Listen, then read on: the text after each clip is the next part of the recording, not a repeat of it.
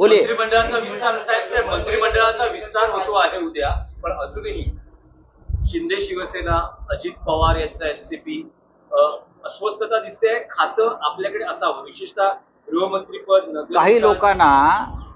काही लोकांना मंत्रिमंडळ विस्ताराच्या दरम्यान हृदयविकाराचा झटका किंवा ब्रेन हॅमरेज झालं नाही म्हणजे कमावलं, ॲम्ब्युलन्स ठेवल्या पाहिजे.